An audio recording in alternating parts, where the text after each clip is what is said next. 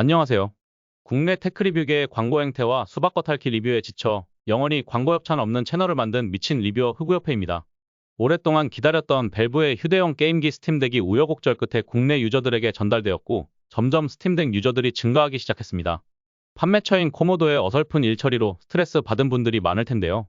수많은 초기 세팅 영상들을 봤지만 친절하면서도 알찬 영상은 별로 없는 것 같아서 조금 유행 시기가 지났음에도 처음 사용하시는 분들을 위한 초기 세팅 및 문제 해결 영상을 만들어 보았습니다.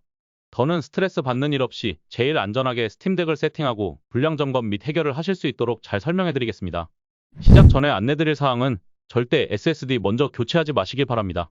우선 64기가 버전을 구입하신 분 중에 미리 교체용 SSD를 준비하신 분들이 많은 텐데 일단은 흥분되는 마음을 진정시키고 교체 전 초기 불량부터 확인할 것을 추천드립니다. 불량 확인 없이 SSD 교체를 위해 뒷판을 열 경우 불량 발생 시 기기 개조로 인한 손상으로 AS를 받지 못할 수도 있습니다. 아직 명확한 국내 AS 정책과 후기가 많이 없는 만큼 최대한 조심해서 나쁠 것이 없겠죠? 제 가이드에 따라 천천히 기기 점검을 하신다면 최대한 안정적으로 스팀덱을 세팅하실 수 있을 겁니다. 저만 믿고 따라오세요. 먼저 개봉 전에 휴대폰으로 영상을 촬영하세요. 개봉 후 가장 먼저 구성품이나 화면 액정, 외부 스크래치를 점검할 겁니다. 만약 기기에 손상이 있다면 개봉 전부터 손상이 있었음을 증명할 자료가 필요할 수 있습니다. 얼마 전 리뷰했던 야마하의 LH700의 불량도 제가 미리 촬영했던 영상이 있어서 교환이 가능했습니다. 야마하 담당자가 영상을 요구하더라고요. 스팀덱 AS 담당이 이미 개떡 같은 서비스로 악명이 높은 코모도인 만큼 우리도 최대한 대비를 할 필요가 있습니다. 영상을 촬영하며 액정이나 기기 외부 등 외관 상태를 꼼꼼히 살펴보고 체크하세요. 외관 점검이 끝났다면 이제 충전기를 연결해주세요. 스팀덱은 출고될 때 배터리 보호 모드가 걸려 있어서 꼭 충전기를 연결해야 정상적으로 기기가 작동합니다. 충전기에 연결했다면 전원을 킬 필요 없습니다. 잠시 기다리면 띠링 소리와 함께 화면이 켜집니다. 넉넉 잡아 10분 정도 걸리니 고장났는지 불안해하지 마시고 기다려주세요. 초기 세팅을 해보겠습니다. 기기가 켜졌다면 언어는 한국어로, 시간은 표준시로 선택합니다.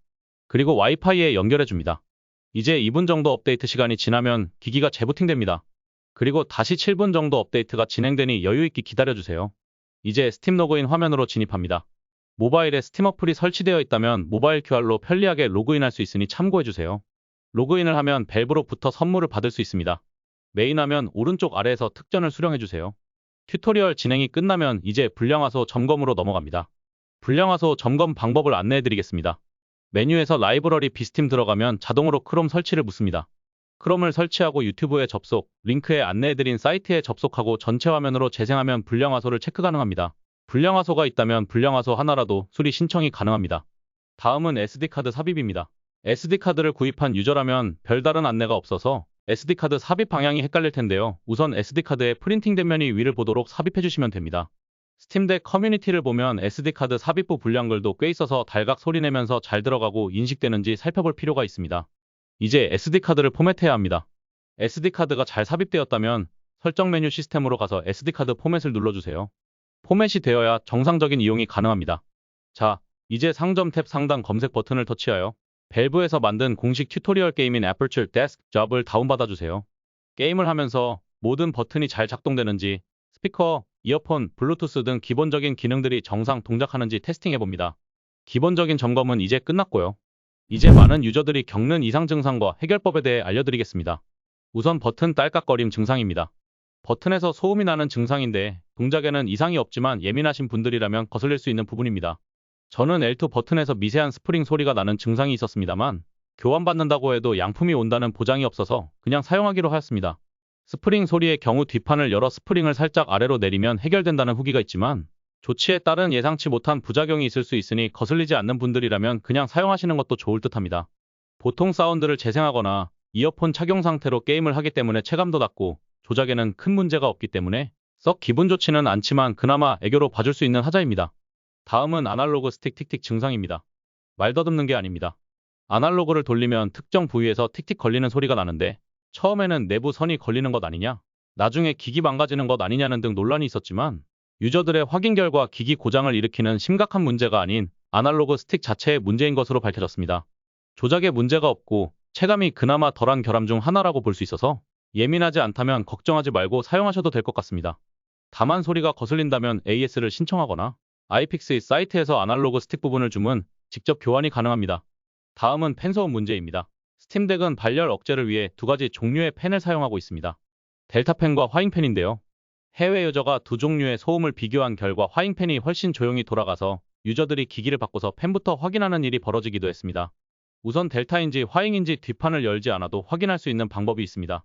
시스템의 하드웨어, 모델 및 일련 번호로 확인이 가능합니다. 하지만 델타든 화잉이든 불량은 아니고 같은 델타나 화잉이라도 기기에 따라 소음 차이가 있고 델타, 화잉 두 기기를 나란히 보지 않는 이상 차이를 못 느끼거나 개인의 성향에 따라 소음에 둔감할 수 있어서 이 부분도 불량이나 큰 문제는 아닙니다. 최근에는 델타팬이라도 소음이 개선된 버전이 오기 때문에 염려하지 않으셔도 될 것 같습니다. 다만 본인이 델타팬인데 소리가 너무 거슬린다면 역시 AS를 신청하거나 따로 화잉팬만 사서 교체하는 것이 가능합니다. 네, 저는 무슨 팬이냐고요? 저는 화잉입니다. 케이스 선 자국 오염도 주의하셔야 합니다. 케이스 안에 있는 선이 스팀덱에 지워지지 않는 자국을 남기는 이슈가 있었습니다. 현재 정발을 구매한 분들에게는 거의 없는 이슈이긴 한데 얼마 전 밸브에서는 이 문제를 인식했고 공식적으로 최근 출하 분량에서 리프트 리본이라는 이 리본을 없애고 출고하기 시작했습니다. 중고거래나 재고품을 파는 해외 직구의 경우 구형 버전이 올 수 있으니 이 부분을 참고하셔서 제품에 자국이 남지 않았는지 구입 전 잘 살펴보시기 바랍니다. 그리고 만약 리본이 있는 버전이라면 오염되기 전에 잘라서 사용하시는 것도 좋을 듯합니다. 와이파이가 불안한 문제도 있습니다. 기기에서 강제로 5GHz 와이파이를 잡으려 시도해서 인터넷이 끊기는 현상으로 설정, 시스템에서 개발자 옵션 켜고 개발자 옵션에서 와이파이 전력 관리를 꺼주세요. 많은 분들이 겪는 문제로 와이파이가 불안정하다면 이 옵션 해제가 효과가 있을 겁니다. 내장 메모리에 게임을 깐 적이 없는데 기기 내부 용량이 없을 때가 있습니다. 64GB 내장에 SD카드를 추가해서 사용하는 분들이 겪는 문제로 이는 쉐이더 캐시가 쌓여서 발생하는 문제입니다. 스팀덱은 쉐이더 캐시라고 내장에 게임 파일을 저장해서 로딩을 단축하는 데 사용합니다. SD카드에 게임을 깔아도 쉐이더 캐시는 내장에만 설치되기 때문에 게임을 많이 실행할수록 이 데이터가 쌓이기 때문에 내부 용량이 부족해질 수 있습니다. 용량이 부족하다면 고용량의 SSD로 업그레이드하거나 쉐이더 캐시를 정리해주세요. 정리 방법은 내용글에 안내드리겠습니다. 가끔 블루투스가 잡히지 않을 때가 있습니다. 스팀OS의 불안정성으로 인해 자주 있는 오류입니다. 재시작하거나 데스크탑 모드로 가서 블루투스를 잡아주고 돌아오세요. 정상적으로 잡힐 겁니다. 다음은 좀 치명적인 문제입니다. 무한 로딩이 돌면서 게임이 실행되지 않을 때가 있습니다. 이는 OS 불안정으로 인한 오류입니다. 호환 게임임에도 불구하고 실행이 안 되고 스팀 로고만 빙빙 돈다면 재시작으로 해결이 가능하며 계속 실행되지 않을 경우 아래와 같이 차근차근 실행해보세요. 먼저 스팀OS가 베타로 되어 있다면 스테이블로 변경해주세요. 베타는 이런저런 오류가 나타날 수 있습니다. 이어서 SD카드에 게임을 인스톨했다면 카드를 꺼내고 재부팅, 다시 SD카드 넣고 실행해보세요. 일시적인 SD카드 인식 문제일 수 있습니다. 그래도 안 된다면 플레이 버튼 옆 톱니바퀴 아이콘 들어가서 속성, 무결성 검사를 진행해주세요. 잘못된 설치로 인한 문제일 수 있습니다. 무결성 검사 뒤에 실행이 안 된다면 다음 조치를 취해주세요. 게임을 선택하고 호환성 메뉴로 이동, 체크박스가 완료되었는지 확인한 다음 드롭다운에서 프로톤 엑스페리멘털을 선택해주세요. 호환 프로톤을 변경해서 게임을 실행해볼 겁니다. 이도 안 된다면 와이파이를 5GHz에서 2GHz로 변경해주세요. 5GHz의 불안정성으로 게임 서버 연결이 안 될 수도 있습니다. 마지막으로 위 작업을 해도 소용이 없다면 공장 초기화를 진행해주세요. 설정, 시스템, 고급, 공장 출고 시 상태로 초기화를 누르면 공장 초기화됩니다. 저도 실행 불가 오류가 있었는데 공장 초기화로 복구에 성공하였습니다. 스팀OS는 아직 안정성이 떨어져서 정상 제품이라도 소프트적 오류가 생길 수 있습니다. 커뮤니티를 보면 100% 충전이 안 된다는 분들이 있습니다. 스팀덱에는 배터리 보호를 위해 패스스로 차지라는 안전장치가 되어 있습니다. 과충전으로 인한 문제를 방지하기 위해 완충이 되면 배터리를 방전하고 다시 충전하는 기술입니다. 충전이 계속 안 될 경우 스팀덱을 사용, 배터리 10% 이하로 떨어뜨리고 다시 충전 시 대부분 해결됩니다. 공장 초기화했는데 페이탈 에러가 뜨고 꺼졌다 켜졌다만 반복하는 증상을 겪는 분들도 있는데요. 인터넷이 연결이 안 되어 일어나는 증상입니다.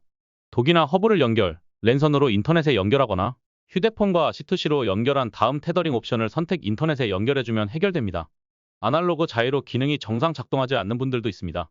아날로그 커버를 씌운 경우 제대로 작동하지 않을 가능성이 있습니다. 제 경우도 스컬앤코 제품 중 정상 작동한다는 얇은 커버를 씌웠는데 되다 안 되다를 반복했습니다.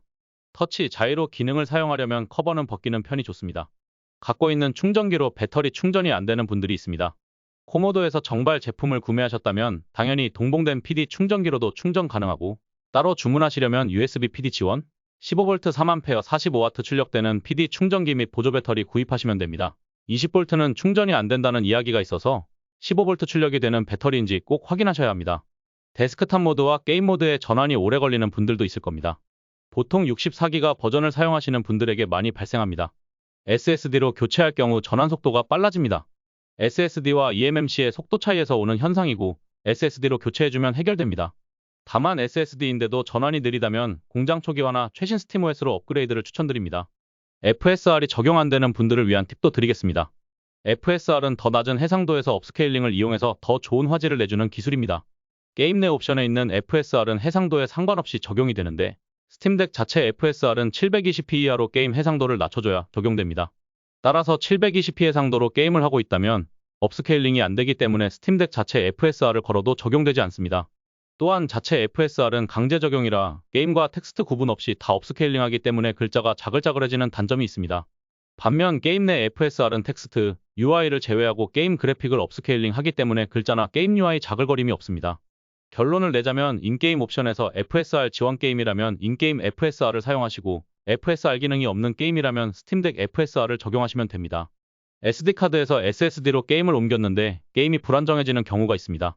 옮기기 전에는 잘 되던 게임이 갑자기 프리징이 걸리는 현상이 있습니다. 이는 옮기는 과정에서 데이터 누락으로 불안정해지는 현상입니다. 이 경우 재설치를 하면 대부분의 문제는 해결됩니다. 웬만하면 게임을 이동시키기보다 다시 재설치를 하는 것이 안정성 부분에서 더 좋습니다. 스팀덱을 외부 모니터에 연결했을 때 출력이 먹통되는 현상도 있습니다. 저도 이 문제를 겪어서 많이 당황했는데요. 이 형상은 전력 문제로 추정되며 이 경우 선 제거 후 5에서 10분 지난 후 다시 연결하면 대부분 정상화됩니다. 마지막으로 추후 더 좋은 아날로그 부품으로 교체, 개선이 가능한지 스팀덱에서 확인할 수 있는 팁을 드리겠습니다. 바로 굴리키사의 호환 홀 센서 아날로그 설치 가능 여부입니다. 용어가 어렵지만 그렇게 어려운 개념은 아닙니다. 홀 센서 아날로그 스틱은 기존 아날로그가 아닌 자기장을 이용하는 마그네틱 센서를 탑재, 흔히 우리가 아날로그 스틱을 쓸 때 겪는 고질적인 문제, 즉 갈림이나 쏠림 현상에서 자유롭다는 장점이 있습니다. 그런데 스팀덱에 있는 부품 타입이 B타입일 경우 자이로가 동작 불가능합니다. A, B타입인지 확인하려면 설정의 시스템 항목에서 스팀덱 컨트롤러 아이디를 확인해주세요. 아이디가 MEDA로 시작한다면 A타입으로 호환 아날로그 설치가 가능하고 MHDA로 시작하는 B타입이면 자이로 동작 불가로 정상 작동이 어렵습니다. 자, 오늘은 기본적인 스팀덱 초기 설정과 대표적인 이슈, 해결법을 살펴보았습니다. 오랫동안 기다린 기기인 만큼 불량이면 마음이 아프실 텐데 부디 안전하게 세팅하고 불량 없는 양품을 받아서 스팀덱으로 즐거운 플레이하시길 소망하겠습니다.